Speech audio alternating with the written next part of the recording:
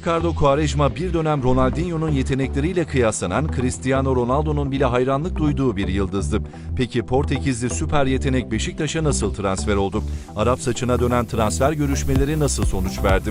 Quaresma'nın Beşiktaş'a gelişiyle ilgili bilinmeyen gizli gerçek ne? Beşiktaş'ın 2009 yılındaki şampiyonluk kutlamalarına takımda olmayan bir isim damga vurmuştu. Dönemin başkanı Yıldırım Demirören yeni vaatlerde bulunurken taraftarlar sık sık araya girip Ricardo Quaresma oley tezahüratları yapıyordu. Quaresma o dönem Inter'in oyuncusuydu. Ancak taraftarların bu isteği karşılıksız kalmadı.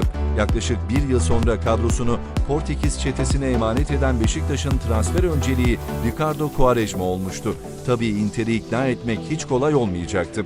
Quaresma transferini kafasına koyan Beşiktaş, Milano'nun yolunu ezberleyecekti. Siyah beyazlı yöneticiler 6 kez İtalya'ya giderken her görüşmede pürüzler çıkıyor, Inter cephesi isteklerinden geri adım atmıyordu. Başkan Yıldırım Demirören ve Futbol Komitesi Başkanı Serdal Adalı Inter'den randevu alıp bir kez daha Milano'nun yolunu tuttu. İtalyanlarla pazarlık işini Serdal Adalı üstlendi. Yıldırım Demirören'de görüşme odasındaydı ancak tüm yetkiyi Adalı'ya bıraktı. Görüşmelerin ilk günü de ikinci günü de olumsuz geçti. Inter 12 milyon eurodan aşağı inmiyordu. Serdal Adalı ise 5 milyon euroda diretiyordu. Müzakerelerin sürdüğü esnada Serdal Adalı'nın telefonu çaldı ve masadan uzaklaştı. Hiçbir ilerleme kaydedilmemesinden dolayı sıkılmaya başlayan Yıldırım Demirören, Adalı'nın da masada olmamasını fırsat bilip Quaresma'yı ne kadara bırakacaklarını sordu. Inter yönetimi 10 milyon euro yanıtını verince Demirören elini uzattı ve anlaştık dedi. İtalyanlar uzun süren pazarlıkların ardından istediğini almıştı. Serdal Adalı masaya döndüğünde anlaşma çoktan tamamlanmıştı. Ancak transferin 10 milyon euroya bittiğini öğrenen Adalı'nın morali bozulmuştu.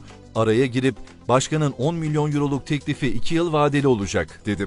Birkaç saniye önce mutluluktan havaya uçan Inter yöneticileri bu cümle karşısında şok oldu. Çünkü onların istediği paranın peşin ödenmesiydi. Bunun üzerine görüşmeler bir kez daha tıkandı. İkili Türkiye'ye geri dönerken Yıldırım Demirören mutsuz, Serdal Adalı ise oldukça umutluydu. Yaklaşık 15 gün sonra Inter yöneticileri Beşiktaş'ı arayıp görüşmeye davet etti. Bir önceki pazarlıkta 2 yıl vadeli 10 milyon euro teklifi bu görüşmede Kartal'ın elini güçlendirdi.